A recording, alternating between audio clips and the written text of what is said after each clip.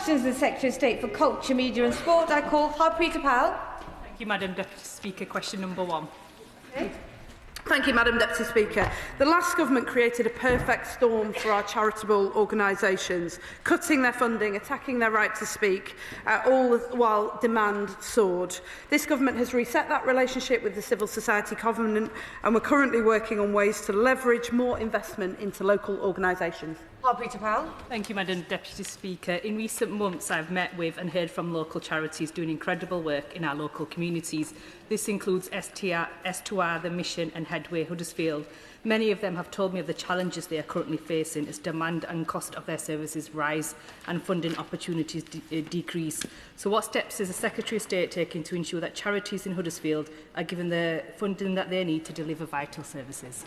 Can I thank you for that question and for being such a sterling champion of the amazing grassroots organisations in her constituency, some of whom I had the privilege to meet when I visited. In terms of protecting charities, we recognise the need to protect the smallest charities in particular, which is why we more than doubled the employment allowance, meaning that more than half of charities with NICS liabilities will either gain or see no change in 2025-26. And going forwards, we're looking at how we can use the National Youth Strategy to pilot a new way of working to make sure that the action that we take to support young people is genuinely driven by those amazing organisations at a local level in communities, which will help them to become much more sustainable and to do more. Mundell. Thank you, Madam Deputy Speaker. But to obtain funding, most small organisations require to have a bank account. And is the Secretary of State aware that many organisations are struggling now to get a bank account? Some banks don't offer those services to small and voluntary organisations, or there's a huge bureaucracy to be entered into to get an account. So will she speak with her colleagues in the Treasury to get to the bottom of why it is so difficult for small and voluntary organisations to get a bank account? Can I thank you very much for that, and I certainly will make sure that I and the Minister take that up with colleagues in the Treasury to resolve it. Katrina Murray. Question number 2, Madam Deputy Speaker. Minister, Secretary. With permission, Madam Deputy Speaker, I will answer questions 2, 4 and 11 together. I am really proud that this government has launched the UK's first ever Town of Culture competition. I hope members from across this whole House can get behind this incredible competition that will bring back into focus parts of our country that have been ignored, disrespected and not celebrated for far too long. Katrina Murray. Thank you, Madam Deputy Speaker. And I'm seeking advice from the Secretary of State of what advice she would give to my local cultural organisations in Cumbernauld, including new and emerging arts and music spaces and the local theatre, who are excited by the prospect of the Town of Culture, on how they can engage with and benefit from the competition and ensure community-led culture is at the heart of any bid.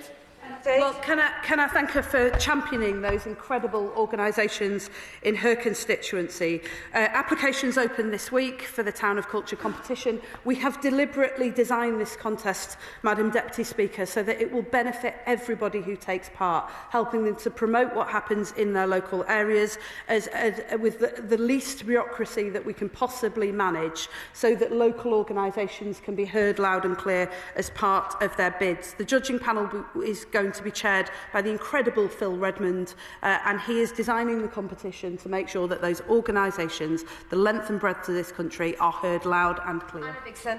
Thank you, Madam Deputy Speaker, and I hope the Secretary of State enjoyed her visit to Bradford during our fantastic City of Culture 2025. It was a roaring success, with more than 5,000 events across the whole district, audiences in excess of 3 million and some 650 local artists and organisations involved. So does the Secretary of State share my ambition to make sure the legacy of Bradford 2025 is both impactful and long-lasting, and will she meet with me, leaders of the Council and representatives of Bradford 2025 to see how she can support that legacy? And can I thank her for that? She'll know that I've visited Bradford several times since I've been Secretary of State, and we love it so much that you can't keep us away. My honourable friend will be in Bradford this afternoon. But the Bradford City of Culture really has been a runaway success in terms of increasing the amount of local pride that people feel in their communities. 4 out of 5 people in Bradford say that the Year of Culture has had a lasting impact on them and their city. And it hasn't just done that either. It's managed to attract visitor numbers in record numbers, showing exactly what Bradford can do. We want that for our towns across the country, and we're using Bradford as the template of how to do it. Murphy. Thank you, Madam Deputy Speaker. Basingstoke has a rich cultural heritage, from world-class venues such as the Anvil and the Haymarket to creative spaces like Proteus Creation Space, heritage sites like Basing House, and wonderful museums like Milestones and the Willis Museum. It's also been the home and shaped the lives of Jane Austen and Thomas Burberry. So does the Secretary of State agree that Basingstoke would be a highly deserving winner of the Town of Culture 2029 award? And if she can't endorse that, could she at least join me in calling on Basingstoke Council to work with me in submitting a bid? Well, I think the honourable gentleman has just laid down the gauntlet for all of the others in this chamber, so I look forward to hearing their pitches as well. But he's absolutely right to say that Basingstoke has an amazing and rich culture. In advance of today, I was looking at some of the things that Basingstoke has to offer, and as well as the Willis Museum and the birthplace or the home of Jane Austen, it also appears to be home to the world's oldest wedding cake, which was news to me. But I'm really looking forward to seeing his bid. I admire his competitive spirit, and I'm sure that he will put up a really staunch challenge that others will want to meet. John Glen. Thank you, Madam Deputy Speaker. I congratulate the Secretary of State on getting the Town of Culture to happen. I was briefly Arts Minister 9 years ago, and Sir Phil Redmond did an amazing job then of setting out the distinction between the City of Culture. But I'd like to seek the Secretary of State's advice around Salisbury as really a town with a cathedral. Should it bid for the Town of Culture or the City of Culture as it celebrates its 800th year since its charter last 800 years ago? Well, I imagine that he's anticipating that Salisbury would be a worthy winner of both, and I look forward to seeing whichever bid he submits. There is a distinction between City of Culture and Town of Culture. He will know that larger towns have been eligible under the last government to apply for the City of Culture competition, but we've designed this contest so that small towns and medium-sized towns can also get a hearing, and so we'd be delighted to see a bid from whichever part of the contest he believes is most fitting. Thank you, Madam Deputy Speaker. As well as putting in an early bid for my town of Woking, the home of H.G. Wells and the birthplace of science fiction, to be our new Town of Culture, I do want to ask the Minister a slightly more serious question, which is the previous government's Towns Fund was widely criticised as channelling money to their political priorities and heartlands. Will the Minister ensure that whether it's the City of Culture or the Town of Culture Awards, they are never made for political decisions? Can I thank him for that? And I absolutely agree. I think it incenses people out in the country when they see our communities being used as political playthings.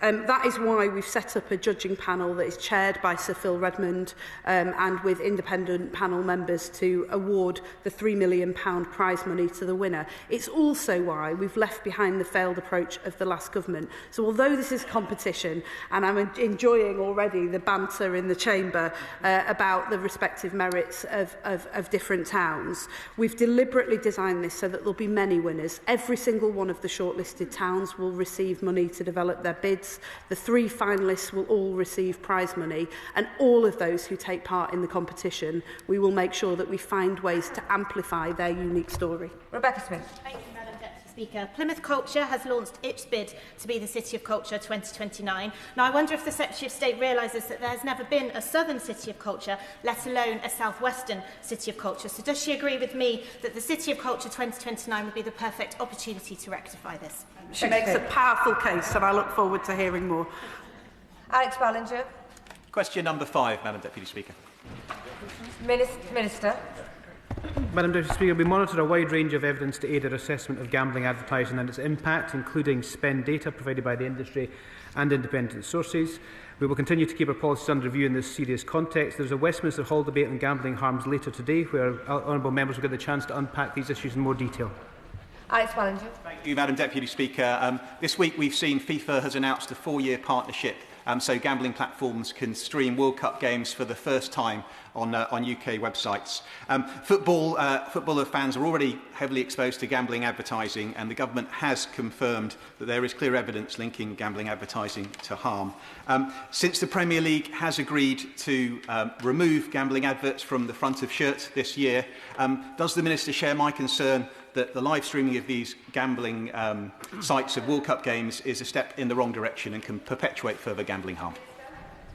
Madam Deputy Speaker, there's two ways to answer this question. Firstly is with regards to exposure to the World Cup itself, and I want as many World Cup games as possible to be on free-to-air television. If you see what happens when Scotland qualified for the World Cup, it was on BBC and it brought the whole nation together, and that's what the World Cup should be doing for every nation who has qualified and not. In terms of the exposure to gambling, we're committed to strengthening measures to protect those at risk, including the gambling levy. 20% of that £120 million will go towards making sure we have the proper research to build it on. I appreciate my honourable friend raising this point. I'll consider the issue with my honourable friend, the Sports Minister, and I'll write to him with an update in due course. Thank you, Madam Deputy Speaker. Sitting down to watch a football game with my young family the other day, my wife commented, are you watching football or are you watching a gambling show? She had a point. Last October, a game between Man City and Wolves had over 5,000 visible ads of gambling during the game. Gambling destroys life and is responsible for close to 500 suicides a year. So can I ask the Secretary of State what consideration her department is giving to address this pressing and devastating issue? Minister. It is a pressing issue that has been recognised, particularly by the Premier League, by banning shirt sponsorship in terms of happening from next season. There are a number of robust rules in place already to ensure adverts are not targeted or strongly appeal to children and those at risk of harm. The Government are looking at this very seriously, and I hope it comes to the Westminster Hall debate this afternoon. Neil Duncan-Jordan. Question 6, Madam Deputy Speaker. Madam Deputy Speaker, on the 15th of December we published a progress statement on copyright and artificial intelligence as required by the Data Use and Access Act of 2025. We have to publish by law an independent impact assessment before the 18th of March.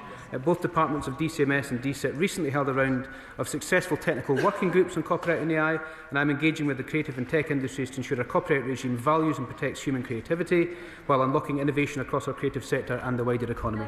Jordan. Thank you, Madam Deputy Speaker. The Minister will know that big tech companies want to use songs, recordings and other creative work to train their AI models without asking or paying the original creators.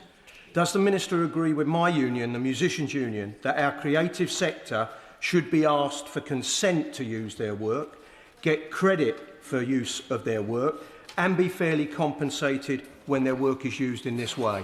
Minister.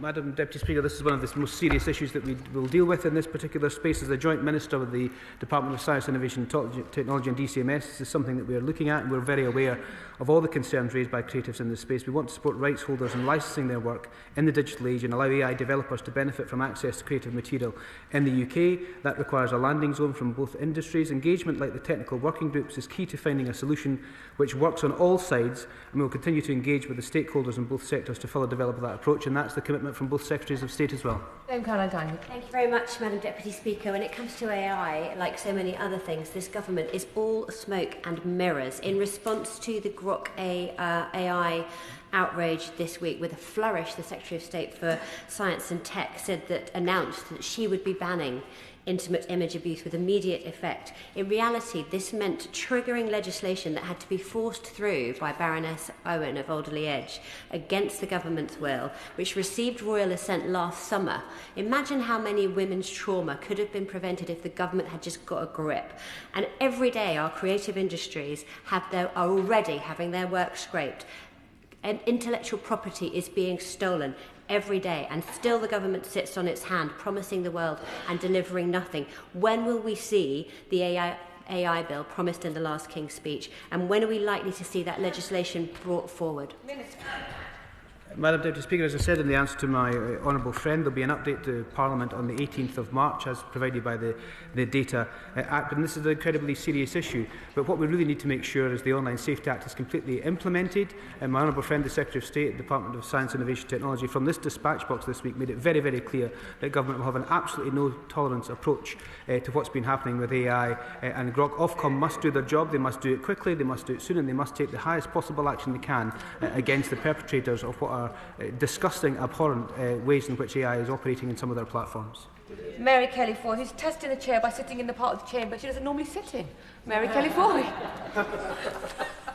I thought I would stay in the bit that looks really packed. Okay, thank you. Question number 7. Thank you. The Government understands the importance of high-quality grassroots sports facilities in helping people to be active, which is why we are committing £400 million into improving facilities over the next 4 years. We are investing £98 million this year through the Multi-Sport Grassroots Facility Programme, which includes removing barriers to participation for women and girls, people with disabilities and ethnic minority communities. Mary Kay Foy. Thank you, Madam Deputy Speaker. Durham United FC kicked off this season in the Northern League, the first time in decades that the city has had a men's team playing at this level. Yet despite this, they do not have a permanent ground. And at the same time, local authorities are finding it harder and harder to maintain their playing pitch stock to a reasonable standard, meaning high-quality pitches are harder to access despite more football than ever being played.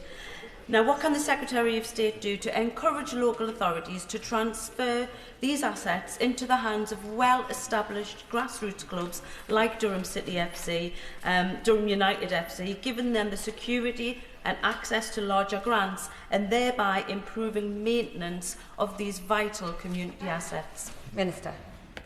Well, I thank my honourable friend for raising this really important point. Sport England invest over £250 million of exchequer and lottery funding each year, offering guidance and support to grassroots clubs looking to take control of their local sports pitches through their community asset transfer toolkit, which they are currently updating. I'd be very happy to set up a meeting for the Honourable Lady with Sport England, who can offer further advice if that is helpful. Sarah Jack. Deputy Speaker, I recently met Abbas and Templecoombe Parish councillors to discuss their exciting plans to add a 400-metre running track, multi-use games and an outdoor adult gym to the local recreation ground. Given physical inactivity costs the UK over £7 billion a year, such improvements are welcome, particularly in rural areas. However, despite securing some of the funding, the parish council are really struggling to find the additional funds to get the project off the ground. So what steps is the Minister taking to help rural parish and town councils improve their sports and leisure facilities? Yeah. Well, the Honourable Lady is a strong advocate for her constituency. She makes a very important argument. As I've outlined, the Government is investing £400 million in grassroots facilities. We are also working with the sports sector and local leaders to understand the demands of each community, and I'd be happy to discuss it further with her. Shadow Minister Louis French.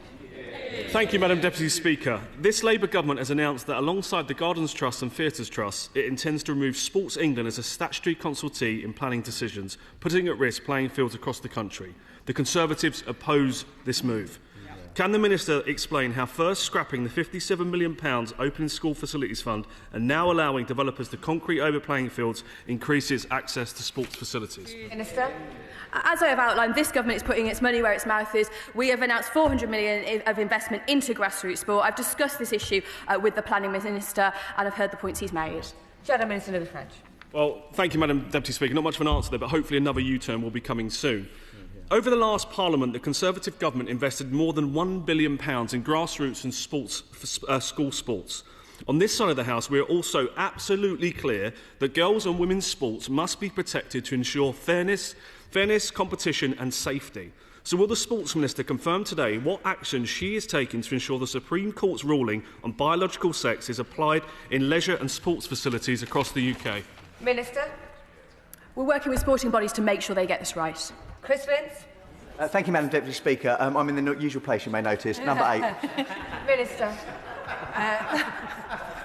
Thank you, Madam Deputy Speaker. Last month we published our groundbreaking youth strategy, Youth Matters, the first cross-government strategy for young people in England for over 15 years to ensure that young people, every young person, has somewhere to go, someone who cares and something to do. We are determined as we breathe life into that strategy to make sure that it continues to be driven by young people across the country, and I look forward to working with him to make sure that becomes a reality. Chris Vince. Thank you, Madam Deputy Speaker, and I thank the Secretary of State for her work on this really important youth strategy. Can I ask her how young people in my constituency of Harlow can be empowered to take part in the youth strategy, and specifically, as she'll be aware, I'm the chair of the APPG for young carers, how she's worked to engage hard-to-reach groups like young carers to be part of this strategy? From the outset, my honourable friend and I were absolutely determined that this strategy would reflect all young people, and it was a delight to do a workshop with young carers as part of the development of the youth strategy to make sure that their needs and concerns were met. I really do look forward to working with him to help to make sure that we empower young people, but the key way in which we're doing that as a department as we roll out the National Youth Strategy is to make sure that we are only funding organisations that are putting young people in the driving seat of decisions about how that money is spent. Robertson. Thank you, Madam Deputy Speaker. The best thing the government can do to support young people is ensure that they have jobs. But in the 3 months to October of last year, unemployment for 18 to 24-year-olds rose by 85,000. What does she have to say to the Chancellor, who is overtaxing jobs, including for young people? Look, can I say to him that he is right to say that there isn't just a supply issue, but there's a demand issue, but there's a supply issue as well. And the Chancellor is very focused on making sure that we create good jobs in every part of the country. But he will know that as well as the National Youth Strategy that we've just published, recently my honourable friend, the Secretary of State for Work and Pensions, announced a new programme to make sure that we deliberately specifically target 18 to 21-year-olds to help them get back into work and don't write them off at a very young age. But unfortunately, his party voted against the investment that was needed to make that happen. I hope that he'll reflect on that and get his side to change course. Democrat spokesperson Anna Sabine. Thank you, Madam Deputy Speaker. Data suggests around 50,000 children aren't getting the music education they deserve, and the cuts to the music PGCE bursaries are going to exacerbate the problem. So while £25 million of new musical instruments announced by DCMS will be left to collect dust in storage cupboards, what discussions is the Minister having with DFE to ensure we have the teachers to teach the musicians of the future? Can I thank her for that and reassure her that there will be no musical instruments collecting dust in storage cupboards, as well as announcing a broader, richer curriculum alongside the Education Secretary at the end of last year that will put music education once again at the heart of the offer for young people. We're rebuilding access to that in communities. The programme that she describes, I will have something to say more about very shortly, but we are determined to ensure as a government that every child has the chance to find their spark and develop their interest, not just children whose parents can pay. Dixon. Question number 9, Madam Deputy Speaker. Thank you. With permission, Madam Deputy Speaker, I will answer questions 9 and 14 together. Our National Youth Strategy was co-produced with young people and is committed to investing over £500 million to ensure young people have somewhere to go, something to do and someone who cares, and access to youth activities is a key part of that. Jim Dixon. Thank you, Madam Deputy Speaker. In Swanscombe and in much of my constituency, less than 50% of young people are physically active, and that's only slightly lower than the national average, which is highly alarming. Under the last government, community sports facilities like Swanscombe Pavilion in my constituency crumbled with no resources to bring them back to life, reducing the available space for young people to be active, which is why I am particularly pleased to hear about the £400 million that this government is committing to grassroots sport facilities last June and has been mentioned today. Can the Minister provide an update of how this vital funding will be allocated, and would she agree to meet me to discuss this further? Thank you. Well, the Government recognises that grassroots facilities are at the heart of communities up and down the country, and that is why we've committed to the £400 million to transform grassroots facilities across the UK. I'd be very happy to meet him to discuss how we'll be rolling this out. And I'd also say we recognise that too many children and young people are less active than they should be, and that is why we have campaigns like Let's Move, which aim to support children to enjoy being active, from sport to play and everyday movement. And I was pleased to see one of these sessions in action myself before Christmas. Thank you, Madam Deputy Speaker. This week I met with Paul Skivington from UK Para Jiu-Jitsu. Paul lost his leg in a motorbike accident, and he's been very active, inspiring the country through competing on the world stage at Brazilian Jiu-Jitsu. Paul wants to get more disabled children involved in sports. Can the government outline what they are doing to incentivise young disabled people to take part in sports, especially Brazilian Jiu-Jitsu? Thank you. Well, I'm grateful for the Honourable Gentleman for raising this important point. Everyone should have the opportunity to play sport and be physically active. We are committed to tackling persistent inequalities, especially for disabled people. Our arm's length body, Sport England's 10-year Uniting the Movement strategy, reinforces its aim and ensures its programmes directly impact disabled people through partnerships with a range of both disability and martial arts organisations and initiatives like We Are Undefeatable. This campaign aims to support the 50 million people who live with one or more long-term health condition in England to get active. I met with Activity Alliance to discuss this issue a few months ago, and I'd be delighted to discuss it with the Honourable Gentleman. Young. Madam Deputy Speaker, last July I wrote jointly with other members seeking support for chimpanzees to open the UK's first fully accessible exercise, play and social centre for disabled children and young people. I've had no response. Will the Secretary of State meet me and representatives of the charity to discuss how the Department can support this innovative project? Well, I'll get to the bottom of why the Honourable Lady hasn't had a reply. I apologise for that, and I'd be delighted to meet with her to discuss it further. Madam Deputy Speaker, thank the Minister for that answer. Minister, it's very important that we do improve access to youth activities for young people, but what's really important is because of the rise in their anxiety, in their depression, and their mental health, and incredible issues. The rise in suicides as well amongst our young people worries me greatly, worries the Minister greatly, worries us all greatly. Can I ask the Minister what has been done to address that in conjunction with the Health Minister to ensure that we address the mental health issues and give them the access to sport? Thank you.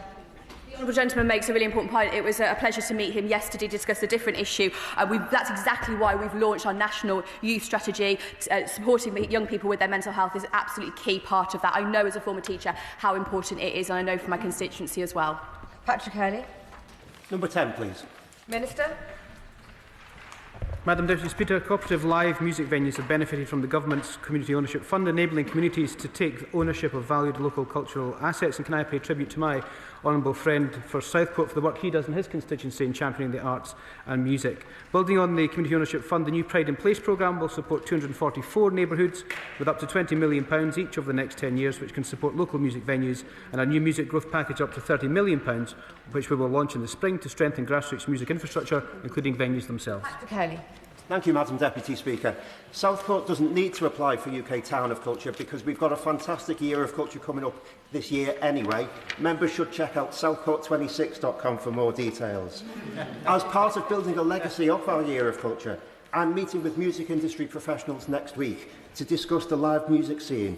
Grassroots music venues are vital to nurturing new talent, but too many venues are closing in this country because of soaring costs. So can the Minister outline whether or not music venues should have their own sector-specific support package so that we can protect live music for the future? Yeah. Minister. Madam Deputy Speaker, my honourable friend is indeed correct. Southport is already a town of culture. Southport26.com is what he's been championing, and everyone should go ahead and look at that. But can I say to my honourable friend that in addition to the £30 million music growth package, the Government is encouraging live music industry to go further to deliver widespread adoption of the voluntary £1 levy on tickets for stadium and arena shows to help safeguard the future of grassroots music. And just to re-emphasise, we're encouraging the industry to go much, much further. We want to see as much take-up as we possibly can. We want to see the levy in place for as many concerts as possible. We want to continue to convene the music industry to drive progress with this. For all that money will go into grassroots live music. Topical questions, the Secretary of State. Catherine Atkinson. Topical number 1, Madam Deputy Speaker. Stay. Madam Deputy Speaker, this Government is determined to fight for all of the British people. And since we last met, my department has been delighted to introduce the first national youth strategy in a generation, ending the violent indifference we saw under the last Government, to launch the Town of Culture competition, because culture is everywhere, not just in our big cities. And while reform trashes are one of our most important national institutions, we've kick-started the BBC Charter Review to make sure that we protect a BBC that belongs to everybody. Our message is clear to the British people: we will always fight for you. Catherine Atkinson. Thank you, Madam Deputy Speaker. In October, I shared that the Stockbrook Colts, a local grassroots football club with over 250 children, had to stop play because their pitch was unusable. I am pleased to report that Stockbrook Park now has planning permission for a new play zone with a football pitch and floodlighting. Will the Minister join me in congratulating the Colts, local councillors and the whole community, and will she set out what steps are being taken to improve grassroots football facilities in Derby and across the country? Can I thank you very much much for that. And can I also congratulate her on the role that she played in helping to secure planning permission for this new facility. They stand in the centre of our communities as shining symbols of how much we value our young people and the communities in which they serve. And I'd be delighted to work with her to make sure that we continue to roll out those facilities in her constituency and across the country. Shadow Secretary of State Nigel Huddersfield. Thank you, Madam Deputy Speaker. The Minister will be aware of concerns across the DCMS sectors about the 14-day cooling-off period in the Digital Markets Act that could be exploited to allow people to sign up for an annual membership for a heritage arts or cultural institution, visit the sites for free for 2 weeks, then cancel their membership and get a refund, causing considerable financial distress. This is, of course, on top of the recent national insurance increases. So there is cross-party support to close this loophole. So can the Minister confirm the timeline for further action on this matter? Can I thank him for raising this? It is a significant issue for many organisations. He'll be aware that the Department for Business and Trade has been consulting on this issue. My honourable friend, the Minister, held a round table about it recently, and my other honourable friend, the Minister, is meeting with the relevant DBT Minister shortly to discuss this. The Chair of the Select Committee will also be joining that meeting, and she will be delighted to extend an invitation to him to attend that meeting so that we can resolve this serious issue together. Shadow Secretary of State Nigel Huddersfield.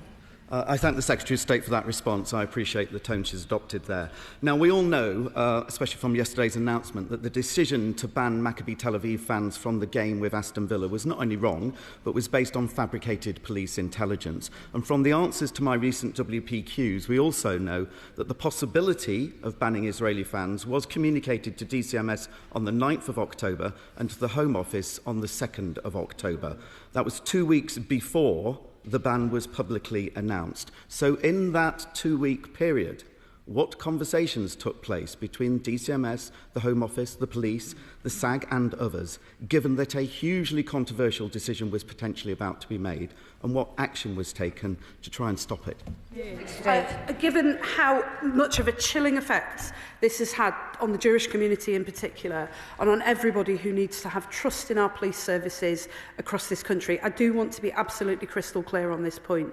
I've looked into the concerns that he raised about whether DCMS officials were aware of this decision in advance. We were working on the instruction that this match was still supposed to go ahead. That was on the basis of advice from the SAG. I'd be happy to outline this in further detail to him, but it is absolutely not correct to say that DCMS officials were made aware that a ban was going to be taken place. And I have to say to him on a very personal level, had that been the case, I would make sure that people were held to be accountable for that. And on the wider issue of what has unfolded over recent days, I do just want to reiterate to him that having watched West Midlands Police contradict me, contradict this government and contradict their own evidence in public over recent months, and seeing all of that laid bare in a report that the Home Secretary brought to this House yesterday, I do want to say to him that I believe it is astonishing that the Chief Constable remains in post, and I hope he will seriously reflect on his... Murazha Mitandar, Madam Deputy Speaker. In the consultation on the renewal of the BBC's Royal Charter, the Government considers how the BBC provides a range of content and services that represent all audiences and bring communities together. Does the Minister agree that Cornish language and the media content should be specifically included in the new Charter? And will the Minister meet with me to discuss how the renewed Charter can support the case for a Kerno public service media platform? To state shorter questions and answers, please. Can I thank him for that? The government's very committed to protecting and supporting our minority languages. They're a vital part of the cultural fabric of our country. When we launched the Charter Review, that was intended to give space to consider how the BBC can best support minority language broadcasting, including Cornish, and I'd be delighted to arrange a meeting for him. You host. Thank you, Madam Deputy Speaker. My local county football association has contacted me deeply concerned about plans to remove Sport England as a statutory consultee on planning. Now, this was raised just now by my honourable friend, the Shadow Sports Minister. I'm not entirely sure he got a full response. So in the spirit of charity, can I ask once again what protections will be put in place to ensure we do not lose our sports facilities? I'd just point him to the fact that this government has just announced £400 million into grassroots sporting facilities across the country. We're keen to make sure that we can get on and build the homes that we need. We're keen to make sure that those homes have good facilities, whether it's sporting facilities or cultural facilities, which is what people want. And I'm working very closely with the Secretary of State at MHCLG to make sure that that happens. Danny Beales. Thank you, Madam Deputy Speaker. Wealdstone FC is a fantastic fan-led club in my constituency, but yet again they're facing an uncertain future because of protracted negotiations over the lease of their current ground. Does the Minister agree with me that it's vital that the landowner engages in good faith with the club, and will the Minister meet with me to discuss how we can give the club the stability and security off the pitch they need to succeed on it? I'm grateful to the honourable gentleman. I recognise the vital role that football clubs like Wealdstone FC play in the community. While stadium negotiations are primarily a matter for clubs and local authorities, I really do understand the importance of securing a future at Grosvenor Vale, and I'd be very happy to meet with my honourable friend to discuss how we can best support the club moving forward. Adam Morello. Deputy Speaker, over the last 24 years, 174 grassroots rugby clubs have disappeared. These clubs are vital. They feed our professional teams with both talent and fans. And while attendance and broadcast figures are improving at the top level, Prem clubs still owe the government massive amounts of money in COVID loans and carry £340 million in debt. So what assessment has the department made of the long-term financial stability of both grassroots and Premiership rugby? Minister. Well, I'm grateful the governance of rugby union is a matter for the Rugby Football Union, which is independent of government, but this government monitors the financial situation of rugby union closely. The DCMS continues to work with the RFU, and I'm happy to discuss it further with the honourable gentleman. Tom Hayes. Thank you, Madam Deputy Speaker. AFC Bournemouth has just said goodbye to Antoine Semenyo. He's been a superstar on the pitch and a gentleman off it, taking out a full-page ad in the Bournemouth Echo to thank fans for the memory as he sadly went for Manchester City. In Bournemouth, we need more players like him. That means getting kids outdoors, off their phones, which is why I back raising the minimum social media age to 16. It also means supporting play spaces, youth centres and grassroots football facilities for clubs like Boscombe Albion, Kings Park Dynamos, Queen's Park Ladies and Generation Elite. What is the department doing to support our young kids?